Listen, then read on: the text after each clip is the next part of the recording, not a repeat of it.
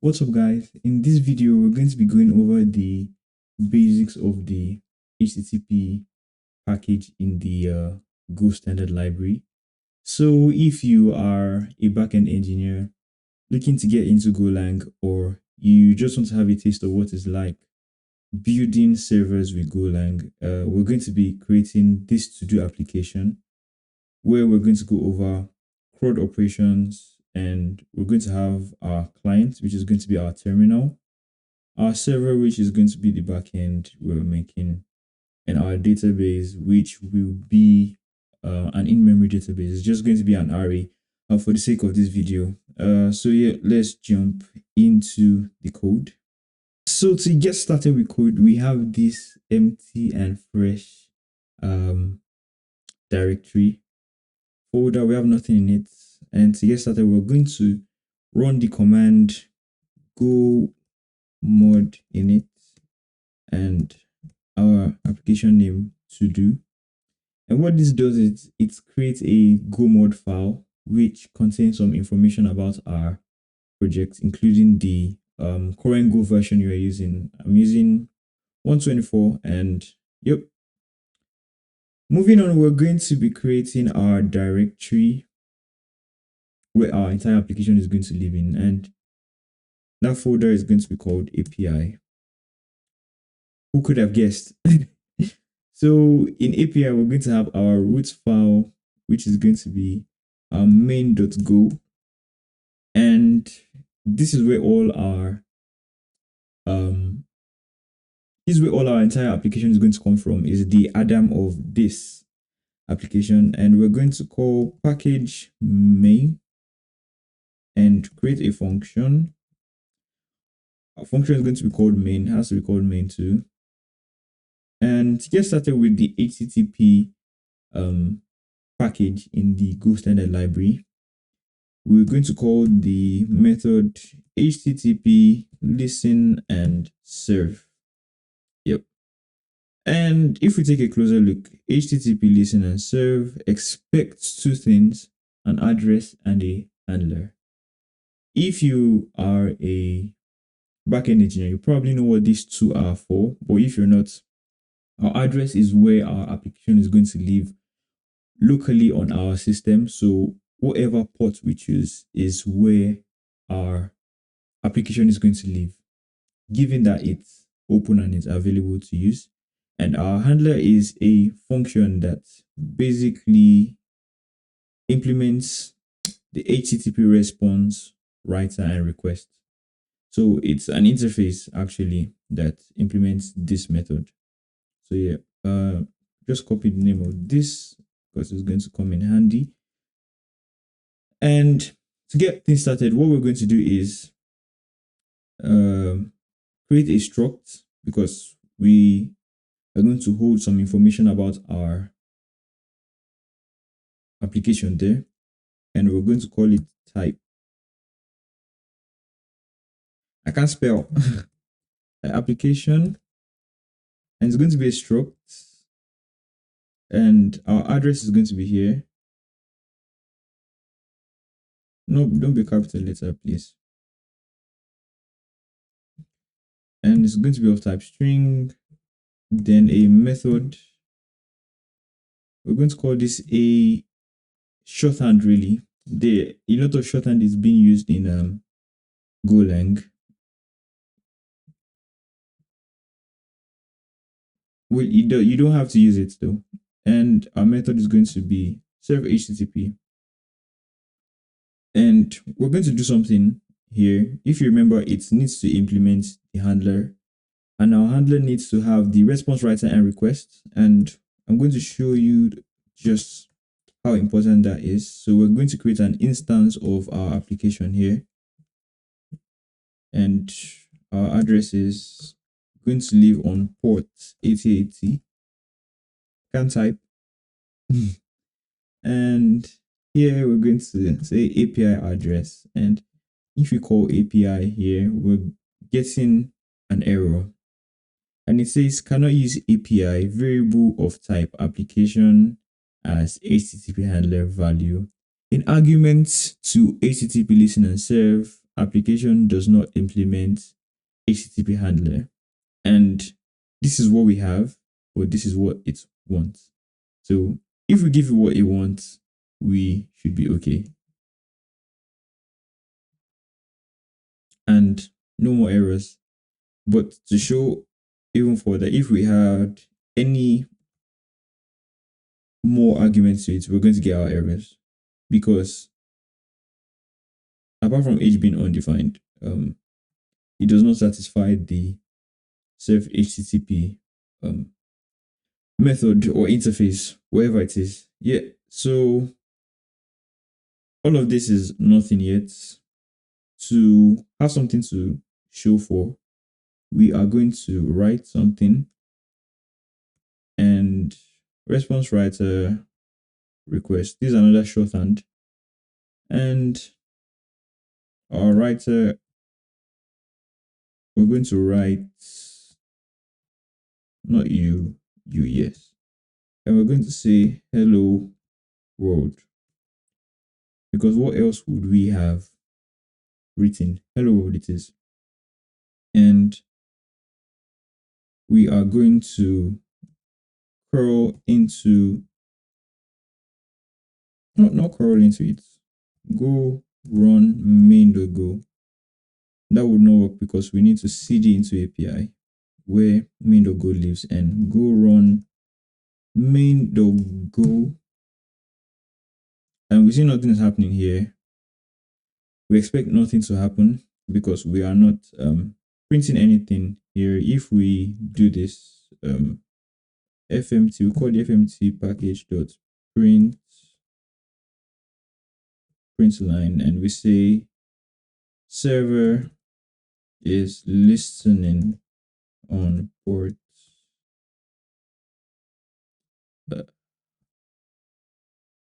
API address here. If we go ahead and restart that, we should see your server is listening on port.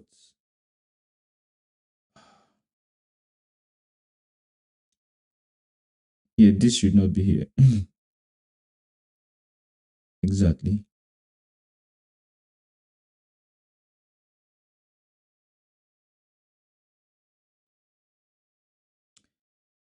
Print call has possible print f.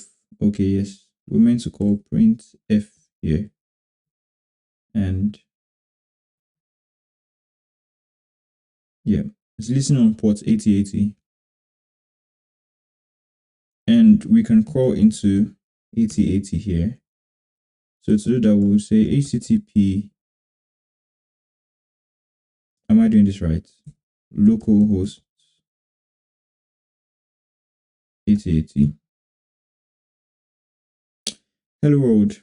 Yep, we are in. We just hacked the system. And the next thing to do, or the next step forward, a bit of an upgrade would be to use an inbuilt struct that the HTTP package has for us, and we're going to create a variable called server, and server is going to be HTTP server. Where is it? And if we take a closer look into what it is a struct, and it has all of these properties in it. And we can write our address, we can write our handler, and some other configurations, including write timeouts and idle timeouts. And if we read what write timeout is, maximum duration before timing out, idle timeout, maximum duration of time to wait for next request when keep alive are enabled. So yeah, all of that is important when you're creating your server, and we don't need this here right now. We just need our server. Let's just read what this error says. Too many arguments. So it expects no argument here, but we have two arguments. And the reason why it expects no arguments there is because server already holds all of the goodies that it's meant to hold in it. So yeah, no arguments there. And just to take a look at the documentation, Oops, don't see my YouTube history. We scroll down to servers and just this here. And I think I'm going to copy this and this. So read timeout and write timeout.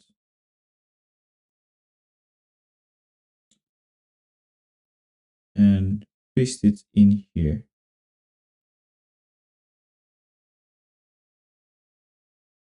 And we also need to import the time package. Yep. But we have not added our handler and our address. So our address is going to be a string, same thing, 8080. Oh, we don't need to manually write that in because we have API address here and our handler is this baby here, API still. So next thing to do would be to create our routes, and to do that we would create another variable router, and this is going to call the HTTP new serve mux. Yes, new serve mux.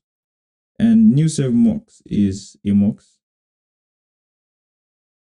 And what a mux is a router. It also implements the response writer and requests, because you can make requests and get responses from your router handlers. And since that also implements that, we can as well make our handler router, and we can go ahead and define some routes. So we can say router dot handle func, and handle func is where the good things start happening. So it expects a pattern which is a string, and our handler, remember the same handler, response writer and request. So our pattern is string. First of all, we're going to call our method get method. Then we're going to say version 1 YouTube, and it expects a method. So we don't need this anymore. We say get YouTube. And I know we're going to be creating a to-do application. Yes, we're going to create our to-do application. So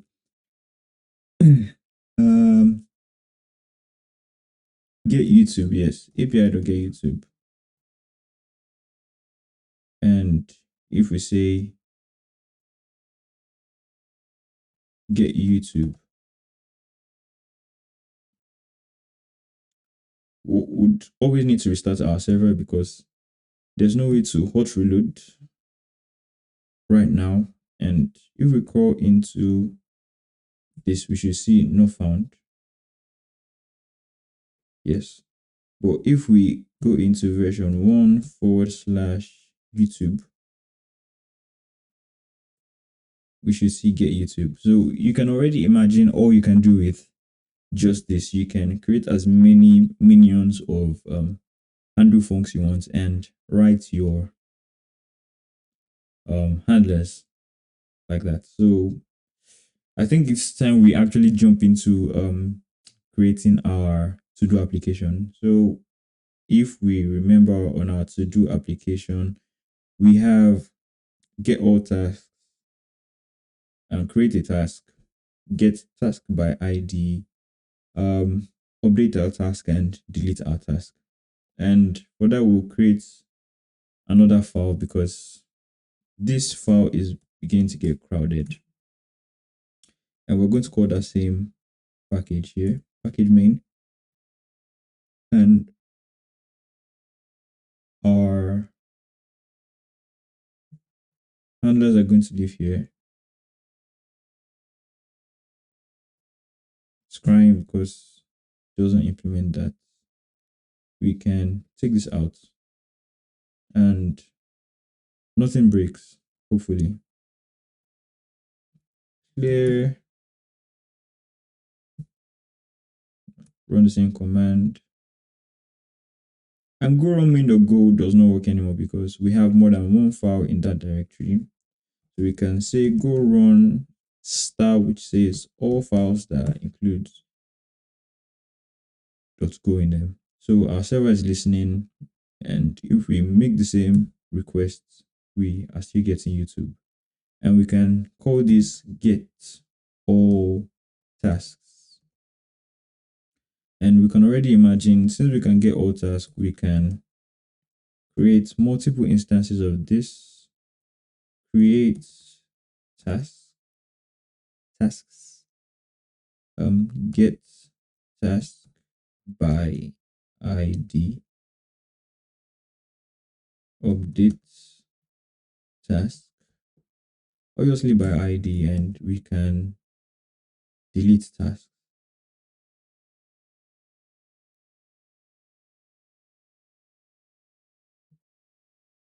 And we'll need multiple instances of this here.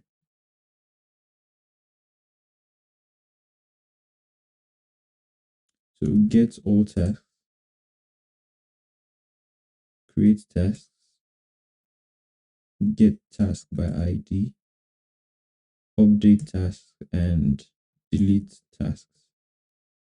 And the methods are different now. So get all tasks, create is going to be of the post method.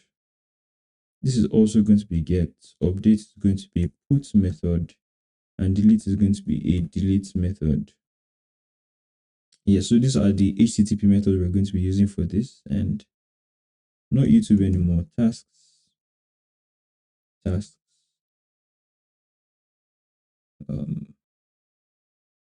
Get tasks by ID is going to be tasks / our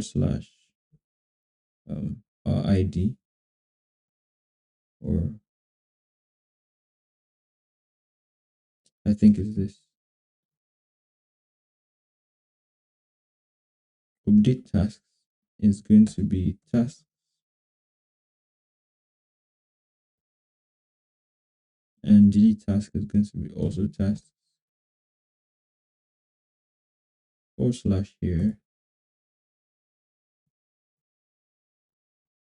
So yeah, we're going to start with getting all our tasks and creating tasks. So I've gone ahead and written the whole handlers. So for get all tasks, get task by ID, let's create task, update task, and delete task. And we're going to be going each and every one of them, and I'll be explaining the whole thing. So first we define the structure of our task, which is consisting of our ID, title, and the status done. So if it's done, it's going to be true. If it's not done, it's going to be false. And false by default. And this is our in-memory database, an array that is going to store the entire application. And this is going to serve as our ID for this application. And to get all tasks, we're going to write to the header, and we're expecting application JSON. And for that, we just need to encode the tasks array, and it's going to spit back whatever it has in it. And to test that, I have some curl that I've written here. So I'm just going to copy some of this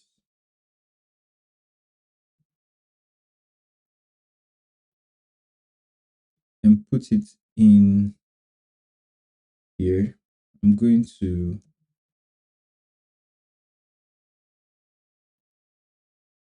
clear this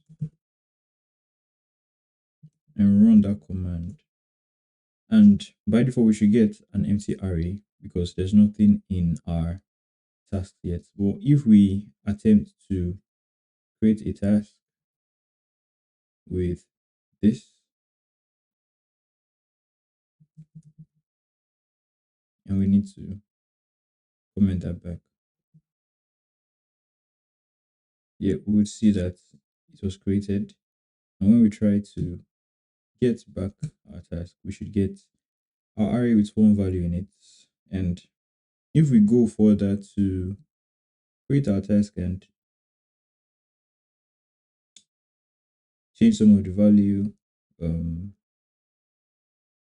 say go to park, done, false, and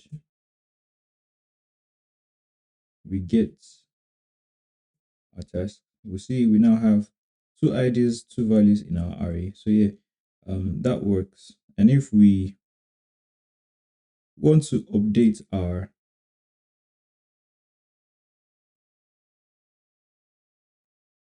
task, we would pretty much just, let me clear this again, do this, comment this out first,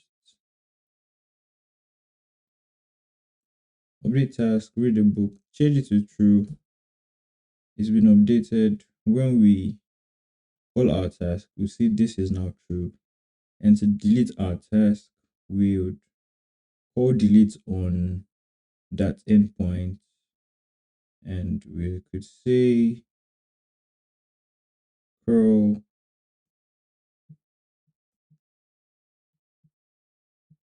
delete the one with ID of 1, and that's happened. When we check our task now, we should have just one task with ID 2, and we could tell that it's been successfully deleted. So to go over the code, we've explained the structure of our task.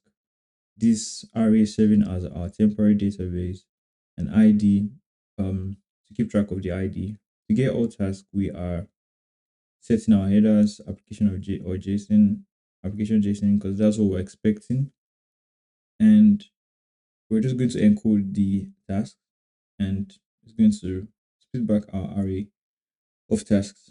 And to create a task, we first need to create an instance or an object of task that we're going to use. And then we further go down to decode it. Then we're going to try, and as we try to decode it, if there's an error along the way, we know that it's probably from a bad request, and we send back the HTTP status bad request error. But if all things go well, we increment our task ID and we append this current task here to what we have in tasks. And we write our headers, status created, and we encode our new task just as we encoded here, so we can get back our full list of updated tasks. And to get a task by ID, we are using an external package called Chi, a very popular package, and we're using it to get the URL params for each task, and that will be based on the ID. And for that, we are converting, doing a string conversion here, and we're going to check for that particular ID. And if the ID does not exist, we get an error with the message invalid task ID, and that is obviously a bad request. So we send HTTP status bad request back to them, and if it does, if the ID does exist, we search the range of our tasks and we spit back the task that exists with that same ID. And the same ideology is used for update task, where we convert our ID to a string, and then we check if it exists, and then we range over it and we update the current value of that task. And also same thing with delete, we search if it exists, validate it, and range over it, and then we delete that current task. Yeah, so that's pretty much it. And that's the end of the video. Yeah, I hope you guys were able to learn something from my first video. And yeah, if you like this content, like, subscribe, tell a friend, tell a friend. Yeah, see you in the next video.